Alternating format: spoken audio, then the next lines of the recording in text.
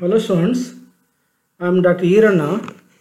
Today let us discuss about the importance of political theory or significance of political theory.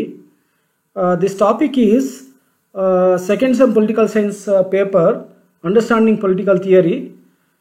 ವಿದ್ಯಾರ್ಥಿಗಳೇ, ಈ ದಿನ ನಾವು ರಾಜಕೀಯ ಸಿದ್ಧಾಂತದ ಪ್ರಾಮುಖ್ಯತೆ ಅಥವಾ ಮಹತ್ವ ಮತ್ತು ರಾಜಕೀಯ ಸಿದ್ಧಾಂತದ ಅವಶ್ಯಕತೆ ಈ ವಿಷಯದ ಕುರಿತಾಗಿ ನಾವು ಅಧ್ಯಯನವನ್ನು ಮಾಡೋಣ. ಸೊ ಇದು 2ನೇ ಸೆಮಿಸ್ಟರ್ ಪೊಲಿಟಿಕಲ್ ಸೈನ್ಸ್ ಅಥವಾ ರಾಜ್ಯಶಾಸ್ತ್ರದ ಪತ್ರಿಕೆಯಾದಂತಹ ರಾಜಕೀಯ ಸಿದ್ಧಾಂತದ ಅರ್ಥೈಸುವಿಕೆ ಇದರ ಸೆಷನ್ ನಂಬರ್ 4 ಆಗಿದೆ. ಸೊ ಇದರಲ್ಲಿ ಪರೀಕ್ಷಾ ದೃಷ್ಟಿಯಿಂದ ನಾವು ಆಲೋಚನೆಯನ್ನು ಮಾಡಿದಾಗ ನಿಮಗೆ 10 ಮಾರ್ಕ್ಸ್ಗೆ ಕೇಳಿರುವಂಥ ಸಾಕಷ್ಟು ಉದಾಹರಣೆಗಳಿದ್ದಾವೆ. ಇನ್ನೂ ಕೆಲವು ಸಂದರ್ಭದಲ್ಲಿ 15 ಮಾರ್ಕ್ಸ್ ಕೂಡ ಕೇಳ್ತಾರೆ. ರಾಜಕೀಯ ಸಿದ್ಧಾಂತ ಎಂದರೇನು, ರಾಜಕೀಯ ಸಿದ್ಧಾಂತದ ಪ್ರಾಮುಖ್ಯತೆಯನ್ನು ವಿವರಿಸಿ ಅಂತ ಕೂಡ ಕೇಳುವಂಥ ಸಾಧ್ಯತೆ ಇರ್ತವೆ. ಹಾಗಾಗಿ ಪರೀಕ್ಷಾ ದೃಷ್ಟಿಯಿಂದ ಇದು ಭಾಳ ಮುಖ್ಯವಾದದ್ದು. ಬನ್ನಿ, ರಾಜಕೀಯ ಸಿದ್ಧಾಂತದ ಪ್ರಾಮುಖ್ಯತೆ ಏನಿದೆ ಅನ್ನೋದರ ಕಡೆ ನಾವು ಗಮನವನ್ನು ಹರಿಸೋಣ. ಸೊ ಮೊದಲಿಗೆ ಇಂಟ್ರಡಕ್ಷನ್, ಪ್ರಸ್ತಾವನೆ, ರಾಜಕೀಯ ಸಿದ್ಧಾಂತದ ಪ್ರಾಮುಖ್ಯತೆಯ ಬಗ್ಗೆ ಅಥವಾ ರಾಜಕೀಯ ಸಿದ್ಧಾಂತದ ಅವಶ್ಯಕತೆಯ ಬಗ್ಗೆ ವಿವರಣೆಯನ್ನು ನೀಡಬೇಕಾದಾಗ ಮೊದಲಿಗೆ ಪೂರ್ವ ಪೀಠಿಕೆಯನ್ನು ಬರೀಬೇಕಾಗುತ್ತೆ. ಸೊ ಯಾವುದೇ ವಿಷಯ ಆಗಲಿ ನೀವು ಒಂದು ಹಂತಗಳನ್ನು ನೀವು ತಿಳ್ಕೊಬೇಕಾಗತ್ತೆ. ಮೊದಲಿಗೆ ರಾಜಕೀಯ ಸಿದ್ಧಾಂತದ ಪೂರ್ವ ಪೀಠಿಕೆಯ ಬಗ್ಗೆ ನಾವು ಅಧ್ಯಯನವನ್ನು ಮಾಡೋಣ. Political theory helps us to better understand the concepts that have shaped our politics, including freedom, equality, individuality, democracy and justice. So ರಾಜಕೀಯ ಸಿದ್ಧಾಂತವು ರಾಜ್ಯಶಾಸ್ತ್ರದ ಅನೇಕ ಪರಿಕಲ್ಪನೆಗಳಾದಂಥ ಸ್ವಾತಂತ್ರ್ಯ, ಸಮಾನತೆ, ನ್ಯಾಯ, ಆಮೇಲೆ ವ್ಯಕ್ತಿತ್ವ ಅಥವಾ ವ್ಯಕ್ತಿವಾದ, ಪ್ರಜಾಪ್ರಭುತ್ವ ಮುಂತಾದ ವಿಷಯಗಳ ಕಡೆ ಗಮನವನ್ನು ಹರಿಸುತ್ತೆ, ಜೊತೆಗೆ ಅಧ್ಯಯನವನ್ನು ಮಾಡ್ತದೆ.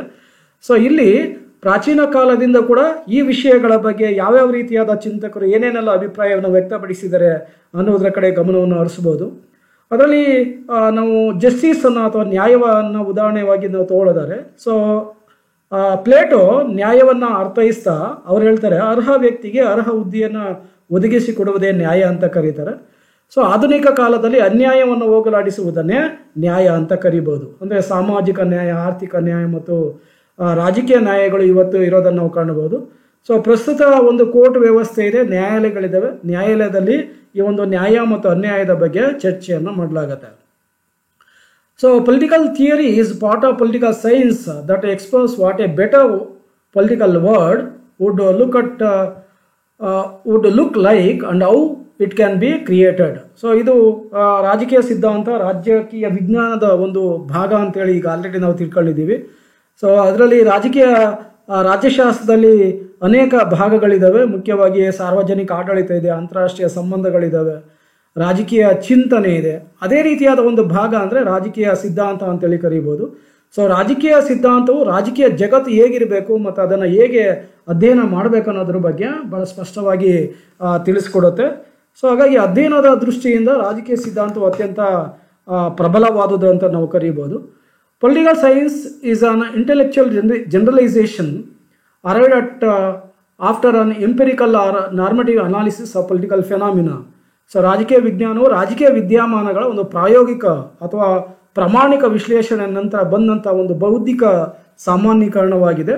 ಸೊ ಬಹುತೇಕ ಎಲ್ಲ ರಾಜಕೀಯ ಚಟುವಟಿಕೆಗಳನ್ನು ಕೂಡ ರಾಜಕೀಯ ಸಿದ್ಧಾಂತ ಅಧ್ಯಯನಕ್ಕೆ ಒಳಪಡಿಸಿಕೊಂಡಿದೆ. ಸೊ ರಾಜ್ಯಶಾಸ್ತ್ರಜ್ಞರು ಪ್ರಾಚೀನ ಕಾಲದಿಂದಲೂ ಕೂಡ ಅನೇಕ ರಾಜ್ಯಶಾಸ್ತ್ರಜ್ಞರು ಇದ್ದಾರೆ. ಸೊ ಪ್ಲೇಟೋ, ಅರಿಸ್ಟಾಟಲ್, ಸಂತ್ ಅಗಸ್ಟೈನ್, ಸಂತ್ ಥಾಮಸ್ ಅಕ್ವಿನಾಸ್, ಮೆಕ್ಯಾವೆಲಿ. ಸೊ ಆಧುನಿಕ ಕಾಲದಲ್ಲಿ ನೋಡಿದ್ರೆ David Easton, Charles E Merriam, ಜೊತೆಗೆ ಮಧ್ಯಯುಗೀನ ಕಾಲದಲ್ಲಿ ಥಾಮಸ್, ಜಾನ್ ಲಾಕ್, ರೂಸೋ, ಆಧುನಿಕ ಕಾಲದಲ್ಲಿ JS mill, TH green, so ಮುಂತಾದ ಹಲವಾರು ಚಿಂತಕರಿದ್ದಾರೆ. ಈ ಚಿಂತಕರು ತಮ್ಮ ಏನು ಅಭಿಪ್ರಾಯಗಳನ್ನು ವ್ಯಕ್ತಪಡಿಸಿದ್ದಾರೆ ಅದನ್ನು ನಾವು ಈ ಒಂದು ರಾಜಕೀಯ ಸಿದ್ಧಾಂತ ಅಂತ ಕರೀಬೋದು. ಈ ರಾಜಕೀಯ ಸಿದ್ಧಾಂತ ಎನ್ನುವ ಪರಿಕಲ್ಪನೆಯನ್ನು ಮೊದಲ ಬಾರಿಗೆ ಬಳಕೆ ಮಾಡಿದವರು ಅಂತಂದರೆ ಫ್ರೆಂಚ್ನ ತತ್ವಜ್ಞಾನಿಯಾದಂಥ ಡೆಸ್ಟರ್ ಡಿ ಟ್ರೇಸಿ ರವರು 1797ರಲ್ಲಿ ಬಳಕೆಯನ್ನು ಮಾಡ್ತಾರೆ. ಸೊ ಅವರ ಪ್ರಕಾರ ಅವರು ಮೊದಲ ಬಾರಿಗೆ ಸಿದ್ಧಾಂತ, ಥಿಯರಿ ಎನ್ನುವ ಪದವನ್ನು ಬಳಕೆ ಮಾಡ್ತಾರೆ. ಸೊ ವಿಚಾರಗಳ ವಿಜ್ಞಾನವೇ ಸಿದ್ಧಾಂತ ಅಂತೇಳಿ ಅವರು ಕರೀತಾರೆ. ಹಾಗಾಗಿ ರಾಜಕೀಯ ವಿಚಾರಗಳ ಬಗ್ಗೆ ವಿಶ್ಲೇಷಣೆಯನ್ನು ಮಾಡುವುದೇ, ವಿವೇಚನೆಯನ್ನು ಮಾಡುವುದೇ ನಾವು ರಾಜಕೀಯ ಸಿದ್ಧಾಂತ ಅಂತ ಕರೀಬೋದು. ಸೊ ಅಂತಹ ಅನೇಕ ಸಿದ್ಧಾಂತಗಳಿದ್ದಾವೆ. ಅಂತಹ ಸಿದ್ಧಾಂತಗಳಲ್ಲಿ ಉದಾರವಾದ, ಉಪಯುಕ್ತತಾವಾದ, ಮಾರ್ಕ್ಸ್ವಾದ, ಸಮಾಜವಾದ, ಸಮತಾವಾದ, ಆಮೇಲೆ ಆದರ್ಶವಾದ, ವರ್ತನಾವಾದ, ವರ್ತನಾ ನಂತರದವಾದ, ಆಮೇಲೆ ಪ್ರಜಾಪ್ರಭುತ್ವಕ್ಕೆ ಸಂಬಂಧಿಸಿದಂತೆ ನೋಡಿದ್ರೆ ಅನೇಕ ಪ್ರಜಾಪ್ರಭುತ್ವದ ಸಿದ್ಧಾಂತಗಳಿದ್ದಾವೆ. ಸೊ ಎಲ್ಲ ಸಿದ್ಧಾಂತಗಳನ್ನು ನಾವು ಕೆಲವು ಉದಾಹರಣೆಯಾಗಿ ಮಾತ್ರ ನಾವು ಇಲ್ಲಿ ಹೇಳ್ಬೋದು. ಈ ಸಿದ್ಧಾಂತಗಳ ಆಧಾರದ ಮೇಲೆ ಪ್ರಸ್ತುತ ಸಮಸ್ಯೆಗಳಿದ್ದಾವೆ, ಆ ಸಮಸ್ಯೆಗಳಿಗೆ ಪರಿಹಾರವನ್ನು ಕಂಡುಹಿಡಿಯಲಿಕ್ಕೆ ಸಾಧ್ಯ ಆಗುತ್ತೆ. In a political theory, we do not study all what political science teaches. Herein, our concern is only with the study of the theories propounded by ancient, modern political philosophers or thinkers about matters political science, like idealism, utilitarianism, Marxism, liberalism, behavioralism, or some example of political theory. Importance or significance or advantages of political theory. ರಾಜಕೀಯ ಸಿದ್ಧಾಂತದ ಮಹತ್ವ ಅಥವಾ ಪ್ರಾಮುಖ್ಯತೆ, ಅದರ ಒಂದು ಅವಶ್ಯಕತೆ, ಅದರ ಅನುಕೂಲಗಳೇನಿದ್ದಾವೆ ಅನ್ನುವುದರ ಕಡೆ ನಾವು ಗಮನವನ್ನು ಹರಿಸೋಣ. ಸೊ ಹಲವಾರು ಅಂಶಗಳಿದ್ದಾವೆ. ಅಧ್ಯಯನದ ದೃಷ್ಟಿಯಿಂದ 8 ಅಂಶಗಳ ಕಡೆ ನಾವು ಗಮನವನ್ನು ಹರಿಸೋಣ. ಅದರಲ್ಲಿ ಬಹಳ ಮುಖ್ಯವಾಗಿ ಹಾಗೂ ಮೊದಲನೆಯದಾಗಿ, it makes political science on independent discipline. The unity, maturity, predictability and scientific character of the subject is depend on it. So ರಾಜಕೀಯ ಸಿದ್ಧಾಂತವು ಒಂದು ವಿಜ್ಞಾನವನ್ನು,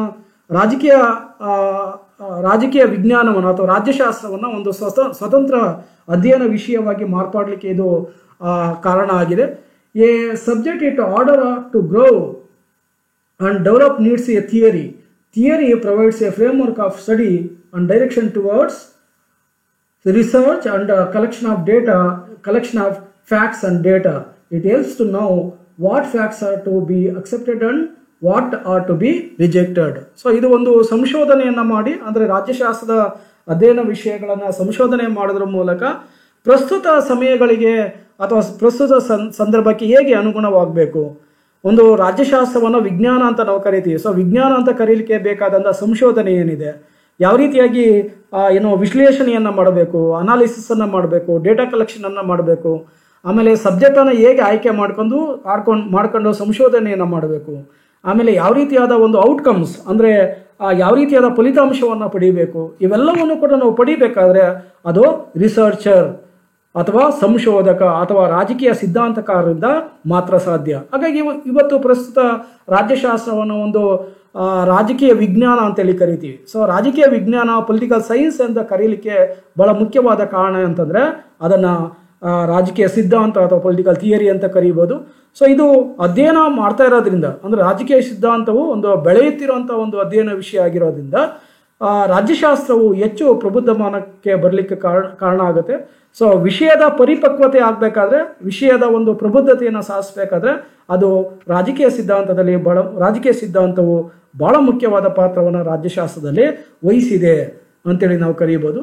second one, it gives scientific character to political science. ಇದು ರಾಜಕೀಯ ವಿಜ್ಞಾನಕ್ಕೆ ಅಥವಾ ರಾಜ್ಯಶಾಸ್ತ್ರಕ್ಕೆ ವೈಜ್ಞಾನಿಕ ಪಾತ್ರವನ್ನು ನೀಡುತ್ತದೆ. ಸೊ ವೈಜ್ಞಾನಿಕ ಮನೋಭಾವನೆಯನ್ನು ತಂದುಕೊಡುತ್ತದೆ.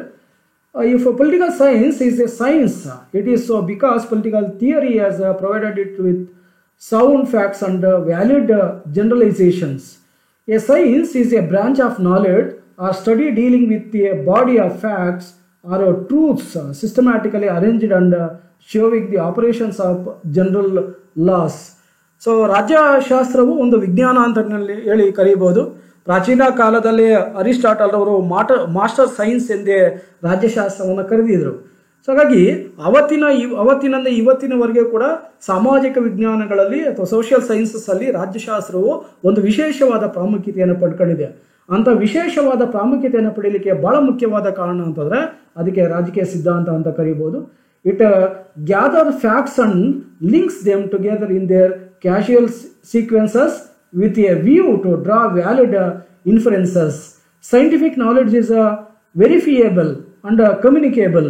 ಸೊ ರಾಜಕೀಯ ಸಿದ್ಧಾಂತವನ್ನು ನಾವು ರಾಜಕೀಯ ಸಿದ್ಧಾಂತದ ಆಧಾರದ ಮೇಲೆ ರಾಜ್ಯಶಾಸ್ತ್ರದ ಚಿಂತನೆಗಳನ್ನು ನಾವು ಬೆಳೆಸಿದಾಗ ಇದನ್ನು ಒಂದು ವ್ಯವಸ್ಥಿತವಾಗಿ ಮತ್ತು ವೈಜ್ಞಾನಿಕವಾಗಿ ಜಾರಿಗೆ ತರಲಿಕ್ಕೆ ಕೂಡ ಸಾಧ್ಯ ಆಗಿದೆ. ಹಾಗಾಗಿ ಒಂದು ತಾರ್ಕಿಕ ಅನುಮಾನಗಳನ್ನು ಸಂಶೋಧನೆಗಳ ಮೂಲಕ ಬಗೆಹರಿಸುವಂಥ ಕೆಲಸವನ್ನು ಕೂಡ ಇದು ಮಾಡುತ್ತೆ.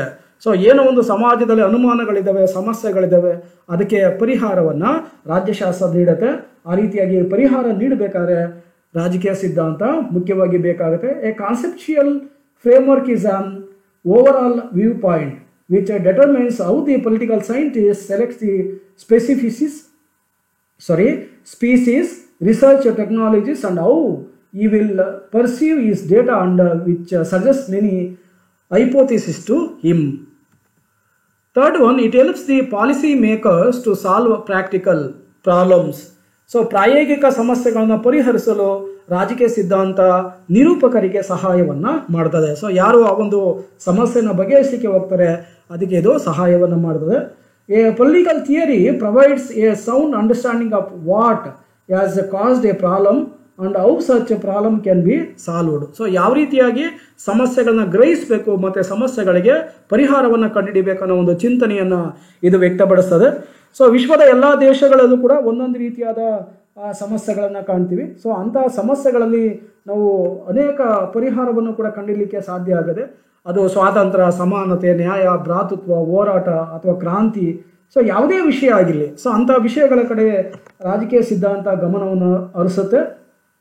So Greece was undergoing social appeal at the time of Greek political thinkers. So ಗ್ರೀಕ್ನ ಒಂದು ವ್ಯವಸ್ಥೆಯಲ್ಲಿ ನಾವು ನೋಡಿದಾಗ ಆಗಿನ ಕಾಲದ ರಾಜಕೀಯ ಚಿಂತಕರು ಯಾವ ರೀತಿಯಾಗಿ ಸಮಾಜದ ಒಂದು ಅವ್ಯವಸ್ಥೆಯ ಬಗ್ಗೆ ಇತ್ತು ಅನ್ನೋದನ್ನು ರಾಜಕೀಯ ಚಿಂತಕರು ನಮಗೆ ವಿವರಿಸ್ತಾರೆ.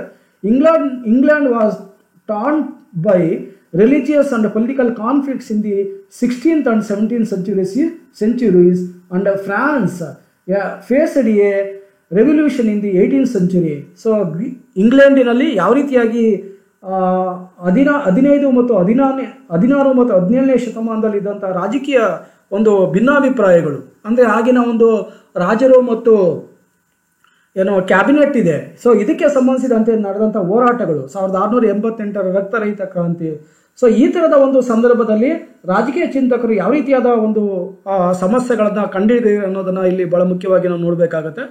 ಅದ್ರ ಜೊತೆಗೆ ಫ್ರಾನ್ಸಿನ ಮಹಾಕ್ರಾಂತಿಗೆ ಪ್ರಮುಖ ಕಾರಣಕರ್ತರಾದಂಥ ಜೆ ರೂಸೋ ಮತ್ತು ಜಾನ್ ಲಾಕ್ ಇವರ ಚಿಂತನೆಗಳು ಮುಖ್ಯವಾದ ಪಾತ್ರವನ್ನು ವಹಿಸ್ತವೆ. So in the 19th and 20th centuries there were social conflicts and cultural changes. So 19 ಮತ್ತು 20ನೇ ಶತಮಾನದಲ್ಲಿ ನೋಡಿದಾಗ ಅನೇಕ ಸಾಮಾಜಿಕ ಬದಲಾವಣೆಗಳಾಗಿರೋದನ್ನು ನಾವು ಕಾಣ್ತೀವಿ. ಸೊ 15-14ನೇ ಶತಮಾನದಲ್ಲಿ ಇದ್ದಂಥ ಮಾನವನ ಒಂದು ಸಾಮಾಜಿಕ ಸ್ಥಿತಿಗೂ 19-20ನೇ ಶತಮಾನದಲ್ಲಿ ಹಾಗೂ ಪ್ರಸ್ತುತ 21ನೇ ಶತಮಾನದಲ್ಲಿ ಇರುವಂಥ ಸಾಕಷ್ಟು ಬದಲಾವಣೆಗೆ ಅದು ರಾಜಕೀಯ ಸಿದ್ಧಾಂತವೇ ಕಾರಣ ಅಂತ ಕರೀಬೋದು. ಸೊ ಅದರಲ್ಲಿ ಬಹಳ ಮುಖ್ಯವಾದ ಕೆಲವು ಚಿಂತಕರನ್ನ ನಾವು ಹೇಳಿದರೆ, so John Stuart Mill, Jeremy Bentham, T.H. Green, Karl Marx, J.S. Mill, Sidney, and all these thinkers have analyzed the contemporary problems and proposed solutions. So ಅವರು ಪ್ರಸ್ತುತ ಸಮಸ್ಯೆಗಳಿಂದವೆ ಆ ಸಮಸ್ಯೆಗಳಿಗೆ ಪರಿಹಾರವನ್ನು ಕಂಡುಹಿಡಿಯುವಂಥ ಕೆಲಸವನ್ನು ಮಾಡಿದ್ದಾರೆ. ಕಾರ್ಲ್ ಮಾಸ್ ಕಾರ್ಮಿಕರ ಪರವಾದ ಚಿಂತನೆಗಳನ್ನು ವ್ಯಕ್ತಪಡಿಸಿದ್ದಾರೆ. J.S. ಮಿಲ್ ಮುಖ್ಯವಾಗಿ ಮತದಾನದ ವ್ಯವಸ್ಥೆಗೆ, ಮಹಿಳೆಯರು ಕೂಡ ಮತದಾನದ ವ್ಯವಸ್ಥೆಯನ್ನು ಕೊಡಬೇಕನ್ನೋ ಒಂದು ಅಭಿಪ್ರಾಯವನ್ನು ವ್ಯಕ್ತಪಡಿಸ್ತಾರೆ. ಸೊ ಜೆರ್ಮಿ ಬೆಂಥಾಮ್ ಅಧಿಕ ಜನರ ಅಧಿಕ ಸುಖ ಸಿದ್ಧಾಂತವನ್ನು ವ್ಯಕ್ತಪಡಿಸ್ತಾರೆ. So T.H. ಗ್ರೀನ್ ಅವರು ಹಕ್ಕು ಮತ್ತು ಸ್ವಾತಂತ್ರ್ಯದ ಬಗ್ಗೆ ವಿವರಣೆಯನ್ನು ನೀಡ್ತಾರೆ. ಸೊ ಈ ರೀತಿಯಾದ ರಾಜಕೀಯ ಸಿದ್ಧಾಂತಕಾರರು ಮತ್ತು ಸಿದ್ಧಾಂತಗಳು ಒಂದು ಸಾಮಾಜಿಕ ಸಮಸ್ಯೆಗಳಿಗೆ ಪರಿಹಾರವನ್ನು ಕಂಡುಹಿಡಲಿಕ್ಕೆ ಸಾಧ್ಯ ಆಗಿದೆ. ಸೊ ಭಾರತದಲ್ಲಿ ಡಾಕ್ಟರ್ B.R. ಅಂಬೇಡ್ಕರ್ ಅವರು ಸಾಮಾಜಿಕ ಅಸಮಾನತೆ ಏನಿತ್ತು, ಸಾಮಾಜಿಕ ಅಸಮಾನತೆಯ ವಿರುದ್ಧವಾಗಿ 20ನೇ ಶತಮಾನದಲ್ಲಿ ಮಾಡಿದಂಥ ಹೋರಾಟಗಳು ಭಾರತದಲ್ಲಿ ಅನೇಕ ಸಾಮಾಜಿಕ ಸಮಸ್ಯೆಗಳ ಬದಲಾವಣೆಗೆ ಅಥವಾ ಸಮಸ್ಯೆಗಳನ್ನು ಹೋಗಲಾಡಿಸೋದಕ್ಕೆ ಕಾರಣ ಆಗಿದೆ ಅಂತೇಳಿ ಕರೀಬೋದು. So fourth one, it provides political knowledge to the people. ಇದು ಸಾಮಾನ್ಯ ಜನರಿಗೆ ಒಂದು ರಾಜಕೀಯ ಜ್ಞಾನವನ್ನು ಒದಗಿಸಿಕೊಡುತ್ತದೆ. ಅಂದರೆ ರಾಜಕೀಯ ಸಿದ್ಧಾಂತ ಜನರಿಗೆ ರಾಜಕೀಯ ಜ್ಞಾನವನ್ನು ಒದಗಿಸಲಿಕ್ಕೆ ಕಾರಣ ಆಗಿದೆ. ಅದು ಸತ್ಯ ಮತ್ತು ವಾಸ್ತವ ಅಂತ ಕೂಡ ಕರೀಬೋದು. The study of political theory makes people aware of the political reality and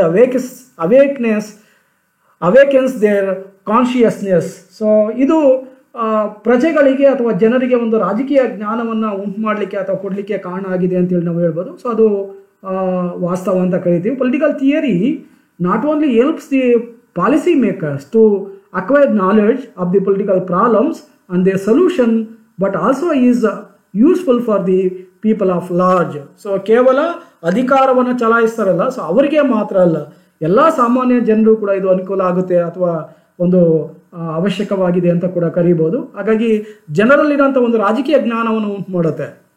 so ಯಾವ ರೀತಿಯಾಗಿ ಸರ್ಕಾರಗಳು ಅಂದರೆ ಶಾಸಕಾಂಗ, ಕಾರ್ಯಾಂಗ, ನ್ಯಾಯಾಂಗ ಯಾವ ರೀತಿಯಾಗಿ ಕೆಲಸ ಮಾಡ್ತಾ ಇದ್ದಾವೆ, ರಾಜಕೀಯ ಸಂಸ್ಥೆಗಳು ಯಾವ ರೀತಿ ಕೆಲಸ ಮಾಡ್ತಾ ಇದ್ದಾವೆ, ಜೊತೆಗೆ ಇತರ ಒತ್ತಡ ಗುಂಪುಗಳ ಕೆಲಸ ಏನು, ಆಮೇಲೆ ಹಿತಾಸಕ್ತಿ ಗುಂಪುಗಳ ಕೆಲಸ ಏನು, ಇವುಗಳು ಯಾವ ರೀತಿಯಾಗಿ ಕಾರ್ಯವನ್ನು ನಿರ್ವಹಿಸ್ತಾ ಇದ್ದಾವೆ ಅಂತೇಳಿ ಜನರಿಗೆ ಪರಿಚಯವನ್ನು ಮಾಡಿಕೊಡುತ್ತೆ ರಾಜಕೀಯ ಸಿದ್ಧಾಂತ.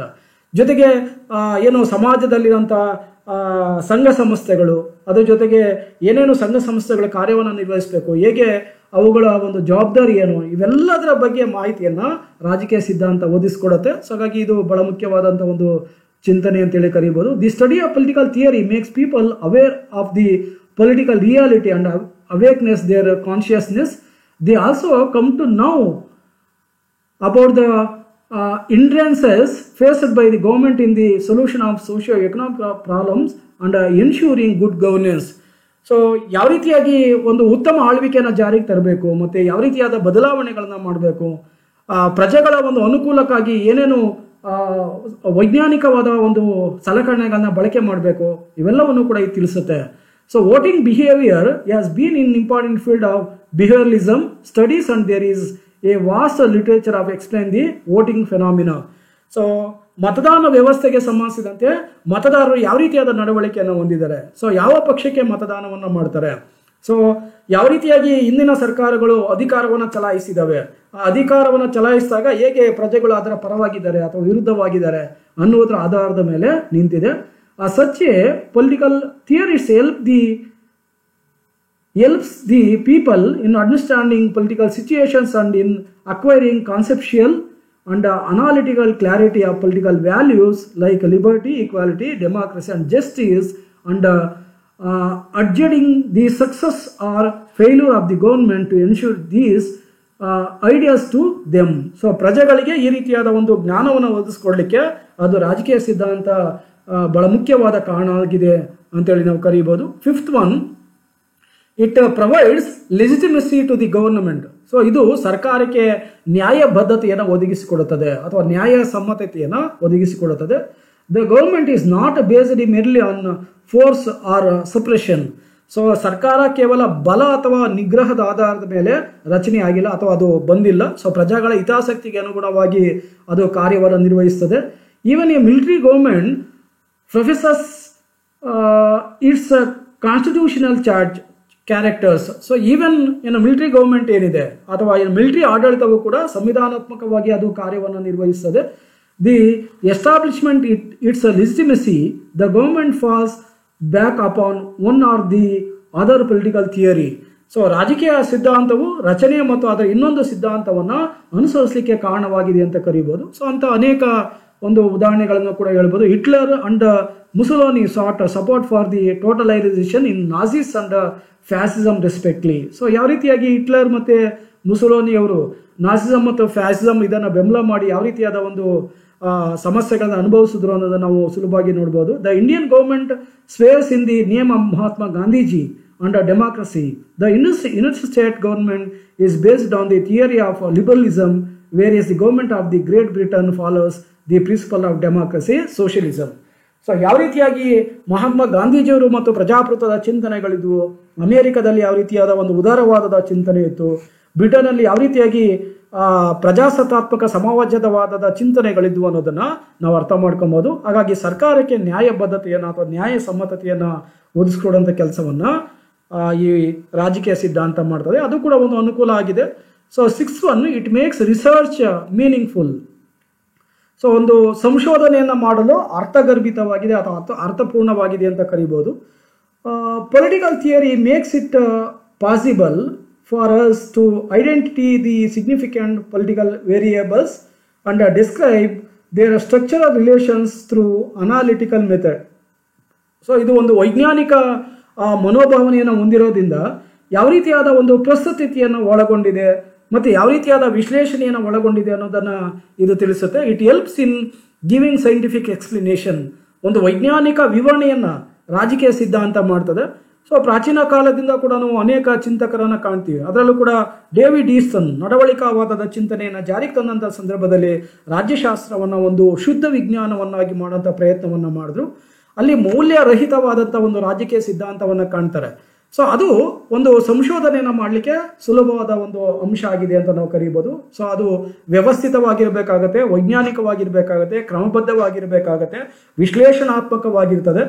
ಸೊ ಯಾವ ರೀತಿಯಾಗಿ ನಾವು ಭೌತ ವಿಜ್ಞಾನದಲ್ಲಿ ಯಾವ ರೀತಿಯಾದ ಪ್ರಯೋಗಗಳನ್ನು ಮಾಡ್ತೀವಿ, ಅದೇ ರೀತಿಯಾಗಿ ನಾವು ರಾಜ್ಯಶಾಸ್ತ್ರದಲ್ಲೂ ಕೂಡ ಪ್ರಯೋಗಗಳನ್ನು ಮಾಡಬಹುದು. ಸೊ ರಾಜ್ಯಶಾಸ್ತ್ರದಲ್ಲಿ ಪ್ರಯೋಗಾಲಯಗಳು ಯಾವುವು ಅಂತಂದರೆ ಇಡೀ ವಿಶ್ವವೇ ಪ್ರಯೋಗಾಲಯದ ಸಾಧನಗಳು ಯಾವ ಅಂತಂದರೆ ಮಾನವರು ಸಾಧನವಾಗಿದ್ದಾರೆ. ಸೊ ಮಾನವರನ್ನು ಸಂಪರ್ಕಿಸಿ ಅವರ ಅಭಿಪ್ರಾಯಗಳನ್ನು ಸಂಗ್ರಹಿಸಿ ರಾಜ್ಯಶಾಸ್ತ್ರದ ಅಥವಾ ರಾಜಕೀಯ ಸಂಸ್ಥೆಗಳ ಸಮಸ್ಯೆಗಳಿಗೆ ಸುಲಭವಾಗಿ ಪರಿಹಾರವನ್ನು ನೀಡಲಿಕ್ಕೆ ಸಾಧ್ಯ ಆಗುತ್ತೆ. ಸೊ ಹಾಗಾಗಿ ನಾವು ಭೌತಶಾಸ್ತ್ರದಲ್ಲಿ ಯಾವ ರೀತಿಯಾದ ಪ್ರಯೋಗಗಳನ್ನು ಮಾಡ್ಬೋದು, ಅದೇ ರೀತಿಯಾಗಿ ರಾಜ್ಯಶಾಸ್ತ್ರದಲ್ಲೂ ಕೂಡ ಪ್ರಯೋಗವನ್ನು ಮಾಡ್ಬೋದು ಅನ್ನೋದನ್ನು ನಾವು ಹೇಳ್ತೀವಿ. ಇವತ್ತು ಪ್ರತಿಯೊಂದು ನಿರ್ಧಾರಗಳು ಕೂಡ ಬಹುತೇಕ ಸಂಶೋಧನೆ ಆಧಾರದ ಮೇಲಿದ್ದಾವೆ. ಸೊ ಸಂಶೋಧನೆಯನ್ನು ಮಾಡಿ ಅರ್ಥಗರ್ಭಿತವಾದಂಥ ಒಂದು ತೀರ್ಮಾನಕ್ಕೆ ಬರಲಾಗುತ್ತೆ.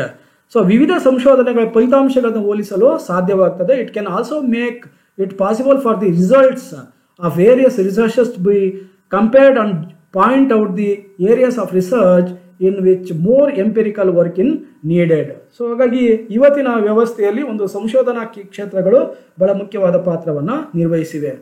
So knowledge of our rights and duties a democratic ground implies popular participation in political process such as elections. So ನಮ್ಮಲ್ಲಿ ಹಕ್ಕುಗಳಿವೆ ಮತ್ತು ಕರ್ತವ್ಯಗಳಿದ್ದಾವೆ. ಸೊ ಹಕ್ಕುಗಳನ್ನು ರಾಜ್ಯ ನಮಗೆ ಸಂವಿಧಾನಾತ್ಮಕವಾಗಿ ನೀಡಿದೆ. ಪ್ರತಿಯೊಂದು ದೇಶವೂ ಕೂಡ ಹಕ್ಕುಗಳನ್ನು ನೀಡಿದೆ. ಸೊ ಮೂಲಭೂತ ಹಕ್ಕುಗಳು ಅಂತ ಕೂಡ ಕರೀಬೋದು, ನಾಗರಿಕ ಹಕ್ಕುಗಳು ಅಂತ ಹೇಳಿ ಕರೀಬೋದು, ಸಾಮಾಜಿಕ ಹಕ್ಕುಗಳು ಅಂತ ಕೂಡ ಕರೀಬೋದು. ಈ ಎಲ್ಲ ಹಕ್ಕುಗಳನ್ನು ನಮಗೆ ಪರಿಚಯ ಮಾಡಿಕೊಟ್ಟರು ಯಾರು ಅಂತಂದರೆ ಚಿಂತಕರು. ಸೊ ಹಲವಾರು ಚಿಂತಕರು ನಮಗೆ ಈ ಹಕ್ಕುಗಳನ್ನು ಪರಿಚಯ ಮಾಡಿಕೊಟ್ಟಿದ್ದಾರೆ. ಅದರಲ್ಲಿ ಬಹಳ ಮುಖ್ಯವಾಗಿ ಥಾಮಸ್ ಹಾಬ್ಸ್, ಜಾನ್ ಲಾಕ್ ಮತ್ತು ರೂಸೋ, ಈ 3 ಜನ ಚಿಂತಕರು ಕೂಡ ನೈಸರ್ಗಿಕ ಹಕ್ಕುಗಳ ಬಗ್ಗೆ ಚಿಂತನೆಯನ್ನು ಮಾಡ್ತಾರೆ. ಸಾಮಾಜಿಕ ಹಕ್ಕು, ರಾಜಕೀಯ ಹಕ್ಕು, ಶೈಕ್ಷಣಿಕ ಹಕ್ಕು, ಧಾರ್ಮಿಕ ಹಕ್ಕು, ಕ್ರೀಡಾ ಹಕ್ಕು, ಶಿಕ್ಷಣದ ಹಕ್ಕು ಮುಂತಾದ ಹಕ್ಕುಗಳ ಕಡೆ ಗಮನವನ್ನು ಹರಿಸಿದ್ದಾರೆ. ಸೊ ಹಾಗಾಗಿ ಇಂಥ ಹಕ್ಕುಗಳಿದ್ದಾಗ ಮಾತ್ರ ಮಾನವ ಅಭಿವೃದ್ಧಿಯನ್ನು ಸಾಧಿಸಲಿಕ್ಕೆ ಸಾಧ್ಯ ಅನ್ನೋ ಅಭಿಪ್ರಾಯವನ್ನು ರಾಜಕೀಯ ಸಿದ್ಧಾಂತ ನಮಗೆ ತಿಳಿಸಿಕೊಟ್ಟಿದೆ.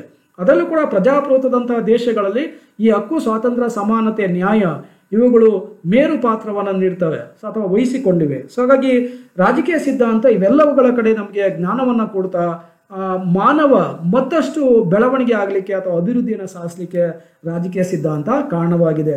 ಹಕ್ಕು, ಸ್ವಾತಂತ್ರ್ಯ, ಸಮಾನತೆಯ ಹೊರತಾಗಿ ಮಾನವ ಬದುಕಲಿಕ್ಕೆ ಸಾಧ್ಯ ಇಲ್ಲ. ಸೊ ಅಂಥ ಹಕ್ಕು, ಸ್ವಾತಂತ್ರ್ಯ, ಸಮಾನತೆಯನ್ನು ನಮಗೆ ಪರಿಚಯ ಮಾಡಿಕೊಟ್ಟರು ಯಾರು ಅಂತಂದರೆ ರಾಜಕೀಯ ಚಿಂತಕರು ಅಥವಾ ರಾಜಕೀಯ ಸಿದ್ಧಾಂತಗಳೇ ಆಗಿವೆ. So last one, it brings social changes. So it brings social change, ಸಾಮಾಜಿಕ ಬದಲಾವಣೆಯನ್ನು ತರುತ್ತದೆ. ರಾಜಕೀಯ ಸಿದ್ಧಾಂತವು ಸಾಮಾಜಿಕ ಬದಲಾವಣೆಯನ್ನು ತರುತ್ತದೆ. Change is the law of nature. So ಅದು ನಮ್ಗೆ ಗೊತ್ತಿದೆ. ಸೊ ಬದಲಾವಣೆ ಅನ್ನೋದು ಪ್ರಕೃತಿಯ ನಿಯಮ. ಸೊ ಒಂದೇ ರೀತಿಯಾದ ಅವಧಿಗಳು ಅಥವಾ ಒಂದೇ ರೀತಿಯಾದ ಸಮಯ ಮತ್ತೊಂದು ಅದೇ ರೀತಿಯಾದ ಅವಧಿಗೆ ಬರಲಿಕ್ಕೆ ಸಾಧ್ಯ ಇಲ್ಲ. ಸೊ ಬದಲಾವಣೆ ಆಗುತ್ತೆ. ಸೊ ಹೆಗಲ್ರವರು ಕೂಡ ಬದಲಾವಣೆಯ ಬಗ್ಗೆ ಚರ್ಚೆಯನ್ನು ಮಾಡ್ತಾರೆ. ಕಾರ್ಲ್ ಮಾರ್ಕ್ಸ್ ರವರು ಕೂಡ ಬದಲಾವಣೆಯ ಬಗ್ಗೆ ಚರ್ಚೆ ಮಾಡ್ತಾರೆ. ಸಿಗ್ಮಂಡ್ ಫ್ರಾಯ್ಡ್ ರವರು ಕೂಡ ಜಗತ್ತಿನ ಬದಲಾವಣೆಯ ಬಗ್ಗೆ ವಿವರಣೆಯನ್ನು ನೀಡ್ತಾರೆ. So any changes in society more or less influences it's cultural, political and economic aspect. So ಬದಲಾವಣೆಯು ಪ್ರಕೃತಿಯ ನಿಯಮ ಆಗಿರೋದ್ರಿಂದ ಸಮಾಜದಲ್ಲಿ ಯಾವುದೇ ಬದಲಾವಣೆ ಆದರೂ ಕೂಡ ಅದು ಸಾಂಸ್ಕೃತಿಕ, ರಾಜಕೀಯ ಮತ್ತು ಆರ್ಥಿಕ ಅಂಶಗಳ ಕಡೆ ಕಡಿಮೆ ಪ್ರಭಾವವನ್ನು ಬೀರ್ತದೆ. ಸೊ ಕಡಿಮೆ ಪ್ರಭಾವವನ್ನು ಬೀರ್ತದೆ ಅಂತೇಳಿ ನಾವು ಕರೀಬೋದು. ಸೊ ಹಾಗಾಗಿ ಇದು ಬಹುತೇಕ ಒಂದು ವ್ಯವಸ್ಥೆಯಲ್ಲಿ it helps means political theory helps in establishing a balance between facts, happenings and human values. So ಸಮಾಜದಲ್ಲಿರುವಂಥ ಒಂದು ನೈಜತೆ ಏನಿದೆ, ಜೊತೆಗೆ ಸಂತೋಷ ಏನಿದೆ, ಮತ್ತು ಮಾನವನ ಒಂದು ವ್ಯಾಲ್ಯೂ ಏನಿದೆ ಅಥವಾ ಮಾನವನ ಒಂದು ಗೌರವ ಏನಿದೆ, ಆ ಗೌರವಕ್ಕೆ ಇಲ್ಲಿ ಬೆಲೆ ಇದೆ. ಸೊ ಆ ಬೆಲೆಯನ್ನು ಒದಗಿಸ್ಕೊಡುವಂಥವ್ರು ಯಾರು ಅಂತಂದರೆ ರಾಜಕೀಯ ಚಿಂತಕರು ಆಗಿದ್ದಾರೆ. ಹಾಗಾಗಿ TH ಗ್ರೀನ್ ಆಗಿರ್ಬೋದು, JS ಮಿಲ್ ಆಗಿರ್ಬೋದು, ಅವರು ಮಾನವನ ಜೀವಿಸುವಂಥ ಹಕ್ಕಿನ ಬಗ್ಗೆ ಚರ್ಚೆಯನ್ನು ಮಾಡ್ತಾರೆ. ಸೊ ಪ್ರತಿಯೊಬ್ಬನೂ ಕೂಡ ಇಲ್ಲಿ ಗೌರವಯುತವಾಗಿ ಬದುಕಲಿಕ್ಕೆ ಅವಕಾಶ ಇದೆ. ಅದು ಯಾವುದೇ ರೀತಿಯಾದ ಒಂದು ಸಾಮಾಜಿಕ ಅಸಮಾನತೆಯನ್ನು ನೋಡಲಿಕ್ಕೆ ಸಾಧ್ಯ ಇಲ್ಲ. ಕುಲ, ಜಾತಿ, ಧರ್ಮ, ಲಿಂಗ, ಭಾಷೆ, ಪ್ರಾದೇಶಿಕತೆ ಅಥವಾ ಹೆಣ್ಣು ಗಂಡು, ಮೇಲ್ವರ್ಗ ಕೆಳವರ್ಗ, ಮೇಲ್ಜಾತಿ ಕೆಳಜಾತಿ, ಸ್ಪೃಶ್ಯ ಅಸ್ಪೃಶ್ಯ, ಈ ರೀತಿಯಾದ ವ್ಯತ್ಯಾಸವನ್ನು ರಾಜಕೀಯ ಸಿದ್ಧಾಂತ ಯಾವತ್ತೂ ಕೂಡ ಬಯಸೋದಿಲ್ಲ. ಸೊ ಅವುಗಳಲ್ಲಿ ಬದಲಾವಣೆಯನ್ನು ಮಾಡ್ತದೆ. ಸೊ ಚೇಂಜಸನ್ನು ಮಾಡ್ತದೆ. ಆ ಬದಲಾವಣೆ ಆಗಲಿಕ್ಕೆ ಇವತ್ತು ಈ ಒಂದು ಸ್ಥಿತಿಯೇ ಬದಲಾವಣೆ ಆಗಲಿಕ್ಕೆ ಕಾರಣ ಏನು ಅಂತಂದರೆ ಅದಕ್ಕೆ ನೇರವಾಗಿ ರಾಜಕೀಯ ಸಿದ್ಧಾಂತನೇ ಕಾರಣ ಅಂತ ಹೇಳ್ಬೋದು. ಸೊ ಈ ಹಿಂದೆ ನಾವು ಆಲೋಚನೆಯನ್ನು ಮಾಡಿದಾಗ ಕರಿಯರ ಮೇಲೆ ಬಿಳಿಯರು ಯಾವ ರೀತಿಯಾಗಿ ಶೋಷಣೆಯನ್ನು ಮಾಡ್ತಾ ಇದ್ರು, ಆದರೆ ಪ್ರಸ್ತುತ ಅವಧಿಯಲ್ಲಿ ಯಾವ ರೀತಿಯಾದ ಬದಲಾವಣೆಗಳಾಗಿದ್ದಾವೆ ಅನ್ನೋದನ್ನು ನಾವು ಅರ್ಥ ಮಾಡ್ಕೋಬೇಕಾಗತ್ತೆ. ವಿಶ್ವದಲ್ಲಿ ಅನೇಕ ರೀತಿಯಾದ ಹೋರಾಟಗಳು ಜರುಗಿದ್ದಾವೆ. ಅದರಲ್ಲಿ ಬಹಳ ಮುಖ್ಯವಾಗಿ ಡಿಸೆಂಬರ್ 10, 1948 ಜಾರಿಗೆ ಬಂದಂಥ universal declaration of human rights ಅಂದರೆ ವಿಶ್ವಘೋಷಿತ ಮಾನವ ಹಕ್ಕುಗಳು, ಇವುಗಳು ಜಾರಿಗೆ ಬಂದಿದ್ದೇ ಅಸಮಾನತೆಯನ್ನು ಹೋಗಲಾಡಿಸಲಿಕ್ಕೆ ಸಾಧ್ಯವಾಗಿರುವಂಥದ್ದು ಮತ್ತು ಸಾಮಾಜಿಕ ಬದಲಾವಣೆ ಆಗಲಿಕ್ಕೆ ಸಾಧ್ಯ ಆಗಿರುವಂಥದ್ದು. ಸಾಮಾಜಿಕ ಬದಲಾವಣೆಗೆ ಬಹಳ ಮುಖ್ಯವಾದ ಕಾರಣ ಅಂತಂದರೆ ಜಾಗತೀಕರಣ ಅಂತ ಕರಿಬೋದು. ಜಾಗತೀಕರಣದಿಂದಾಗಿ ಏನೇನು ಸಮಸ್ಯೆಗಳಾಗಿದ್ದಾವೋ ಆ ಸಮಸ್ಯೆಗಳ ಜೊತೆಗೆ ಸಾಮಾಜಿಕ ಬದಲಾವಣೆ ಕೂಡ ಆಗಿದೆ ಅಂತೇಳಿ ನಾವು ಹೇಳ್ಬೋದು. ಈ ರೀತಿಯಾಗಿ ರಾಜಕೀಯ ಸಿದ್ಧಾಂತ ಅನೇಕ ರೀತಿಯಾದ ಅನುಕೂಲಗಳನ್ನು ಒಳಗೊಂಡಿದೆ. ಅನೇಕ ಸಿದ್ಧಾಂತಗಳಿದ್ದಾವೆ. ಈ ರೀತಿಯಾದ ಒಂದು ಸಾಮಾಜಿಕ ಬದಲಾವಣೆಯನ್ನು ಮಾಡಲಿಕ್ಕೆ ಅನೇಕ ಸಿದ್ಧಾಂತಗಳನ್ನು ನಾವು ಕಾಣ್ಬೋದು. The utilitarian theory was a theory of reforms, whereas Martian was a theory state control. Communism stands for dictatorship, whereas democracy stands for liberty and rights. ಸಮಾಜ ಏನೋ ಒಂದು ಉದಾರವಾದ ಏನಿದೆ ಆ ಉದಾರವಾದದ ದೋಷಗಳನ್ನು ಹೊರಗಡೆ ತೆಗಲಿಕ್ಕೆ ಯಾರ ಕಾರಣಕರ್ತರಾದಂತೆ ಕಾರ್ಲ್ ಮಾರ್ಕ್ಸ್ ಅವರ ಸಮತಾವಾದ ಕಾರಣ ಆಯಿತು. ಸಮತಾವಾದವು ಏನೋ ಒಂದು ಜನರಲ್ಲಿರೋಂಥ ಒಂದು ಸ್ವಾತಂತ್ರ್ಯ ಮತ್ತು ಹಕ್ಕಿನ ಕಡೆ ಗಮನವನ್ನು ಹರಿಸುತ್ತೆ. All these theories are rooted in the ills of the society. ಸಮಾಜದಲ್ಲಿರೋಂಥ ಒಂದು ಏನು ರೋಗ ಏನಿದೆ ಆ ರೋಗವನ್ನು ಹೋಗಲಾಡಿಸೋದಕ್ಕೆ ಇದು ಕಾರಣ ಆಗಿದೆ ಅಂತ ಹೇಳ್ಬೋದು. ಈವನ್ ಭಾರತದಲ್ಲಿ ಕೂಡ ನಾವು ಹೇಳಿದ the Indian revolutionary leaders like Bhagat Singh, Chandrashekhar Azad, Rajguru were influence with revolutionary ideas. ಭಾರತದಲ್ಲಿದ್ದಂಥ ಒಂದು ಬ್ರಿಟಿಷರ ಶೋಷಣೆಯನ್ನು ಹೋಗಲಾಡಿಸೋದಕ್ಕೆ ಈ 3 ಜನ ಚಿಂತಕರು ಬಹಳ ಕಾರಣಕರ್ತರು ಅಂತ ನಾವು ಹೇಳ್ಬೋದು. The French revolution was inspired by Rousseau concept of general will. ಫ್ರಾನ್ಸಿನ ಮಹಾಕ್ರಾಂತಿ ಆಗಲಿಕ್ಕೆ ಬಹಳ ಮುಖ್ಯವಾದ ಕಾರಣ ಅಂತಂದರೆ ಅದನ್ನು ನಾವು ರೂಸೋ ಅಂತೇಳಿ ಕರಿಬೋದು. ಈ ರೀತಿಯಾಗಿ ರಾಜಕೀಯ ಸಿದ್ಧಾಂತವು ಅನೇಕ ರೀತಿಯಾದ ಅನುಕೂಲಗಳನ್ನು ಒಳಗೊಂಡಿದೆ. ಇದು ಕೆಲವು ಸಿದ್ಧಾಂತಗಳನ್ನು ಮಾತ್ರ ನಾವಿಲ್ಲಿ ಚರ್ಚೆ ಮಾಡಿದ್ದೀವಿ.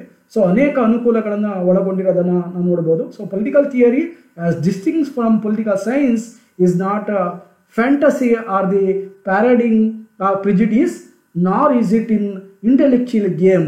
ಇದು ತನ್ನ ಚಿಂತನೆಯನ್ನು ವ್ಯಕ್ತಪಡಿಸ್ತದೆ. ಹಾಗಾಗಿ ರಾಜಕೀಯ ಸಿದ್ಧಾಂತವು ಬಹಳ ಮುಖ್ಯವಾದ ವಿಚಾರವನ್ನು ಒಳಗೊಂಡಿದೆ. Finally to conclude this political theory, ರಾಜಕೀಯ ಸಿದ್ಧಾಂತದ ಒಂದು ಪ್ರಾಮುಖ್ಯತೆಯ ಅಂತಿಮ ಹಂತದಲ್ಲಿ ನಾವು ನೋಡೋದಾರೆ ಉಪಸಂಹಾರ. ರಾಜಕೀಯ ಸಿದ್ಧಾಂತವು ಶುದ್ಧ ತತ್ವಶಾಸ್ತ್ರ ಅಲ್ಲ, ಅಥವಾ ರಾಜಕೀಯ ವಿಜ್ಞಾನದ ಪ್ರಮುಖ ಬ್ರಾಂಡ್ ಆಗಿದ್ರೂ ಕೂಡ ಅದು ಶುದ್ಧ ವಿಜ್ಞಾನ ಅಲ್ಲ. ಭೌತಶಾಸ್ತ್ರ, ರಸಾಯನಶಾಸ್ತ್ರದಂತೆ ರಾಜ್ಯಶಾಸ್ತ್ರದಲ್ಲಿ ನಿರ್ದಿಷ್ಟ ಪ್ರಯೋಗಗಳಿಲ್ಲ. ಹಾಗಾಗಿ ಏನು ಪ್ಯೂರ್ ಸೈನ್ಸ್ ಅಂತ ಏನಿದಾವೆ ಆ ಪ್ಯೂರ್ ಸೈನ್ಸ್ ಮಟ್ಟಕ್ಕೆ ರಾಜ್ಯಶಾಸ್ತ್ರವನ್ನು ಕೊಂಡೊಯ್ಯಲಿಕ್ಕೆ ಸಾಧ್ಯ ಇಲ್ಲ. ಅದು ಕೂಡ ಸಂಶೋಧನೆಯ ಮೂಲಕ ಸಮಾಜದಲ್ಲಿಂದ ಸಮಸ್ಯೆಗಳಿಗೆ ಪರಿಹಾರವನ್ನು ಕಂಡುಹಿಡಿಯಬಹುದು. ರಾಜಕೀಯ ಸಿದ್ಧಾಂತವು ರಾಜಕೀಯ ವಾಸ್ತವತೆಯನ್ನು ಗ್ರಹಿಸುವ ಮತ್ತು ವಿವರಿಸುವಂಥ ಒಂದು ಮಾರ್ಗ ಆಗಿದೆ. ಯಾವ ರೀತಿಯಾಗಿ ರಾಜಕೀಯ ಒಂದು ವ್ಯವಸ್ಥೆಯಲ್ಲಿ ಏನೇನು ಸಮಸ್ಯೆಗಳಿದೆ ಅದಕ್ಕೆ ಪರಿಹಾರವನ್ನು ಕೂಡ ಕಂಡುಹಿಡಿಯಲಿಕ್ಕೆ ಸಾಧ್ಯ ಆಗಿದೆ. Political theory is neither pure philosophy nor is it pure science in spite of the fact that is an important brand of political science. Political theory is of course a way of comprehending and explaining political reality. Such a comprehension and explanation cannot be divorced from human subjectivity and political ideology. ರಾಜಕೀಯ ಸಿದ್ಧಾಂತದಿಂದ ಈ ಒಂದು ರಾಜಕೀಯ ವಿಚಾರಗಳನ್ನು ಅಥವಾ ರಾಜಕೀಯ ಸಿದ್ಧಾಂತವನ್ನು ಹೊರಗಡೆ ತರಲಿಕ್ಕೆ ಸಾಧ್ಯ ಇಲ್ಲ. ಅಂಥ ಗ್ರಹಿಕೆಯನ್ನು, ವಿವರಣೆಯನ್ನು ಮಾನವ ವ್ಯಕ್ತಿನಿಷ್ಠವಾಗಿ ಮತ್ತು ವಸ್ತುನಿಷ್ಠವಾಗಿ ಜಾರಿಗೆ ತರಬೇಕಾದ್ರೆ ರಾಜಕೀಯ ಚಿಂತನೆ ಅನ್ನೋದು ಬಹಳ ಮುಖ್ಯವಾದ ಪಾತ್ರವನ್ನು ನಿರ್ವಹಿಸುತ್ತೆ. The need and significance of political theory will never die since man is a social animal. ರಾಜಕೀಯ ಸಿದ್ಧಾಂತದ ಮಹತ್ವ ಎಂದೂ ಕೂಡ ನಾಶ ಆಗಲಿಕ್ಕೆ ಸಾಧ್ಯ ಇಲ್ಲ, ಯಾಕೆಂದರೆ ಮಾನವ ಒಬ್ಬ ಸಾಮಾಜಿಕ ಪ್ರಾಣಿ. ಈ ರೀತಿಯಾಗಿ ರಾಜಕೀಯ ಸಿದ್ಧಾಂತದ ಮಹತ್ವದ ಬಗ್ಗೆ ನಾವು ಚರ್ಚೆಯನ್ನು ಮಾಡ್ಬೋದು. ಇಲ್ಲಿ ರಾಜಕೀಯ ಸಿದ್ಧಾಂತದ ಮಹತ್ವಕ್ಕೆ ಸಂಬಂಧಿಸಿದಂತೆ ಬಹಳ ಮುಖ್ಯವಾಗಿ ನಾನು ಮಾಡಿರೋಂಥ ಒಂದು ರೆಫರೆನ್ಸಸ್ ಅಂತಂದರೆ Vishnu Bhagwan and Vidyabhushan book name principles and concepts of political theory, Kalyani publications, and V D Mahajan political theory, S Chand publication, New Delhi. So ಇದಿಷ್ಟು ಕೂಡ ರಾಜಕೀಯ ಸಿದ್ಧಾಂತದ ಪ್ರಾಮುಖ್ಯತೆ ಅಥವಾ ಅವಶ್ಯಕತೆ ಆಗಿದೆ. ಅಲ್ಲಿಗೆ ಈ ಒಂದು ಚಿಂತನೆ ಕಂಪ್ಲೀಟ್ ಆಗುತ್ತೆ. So thank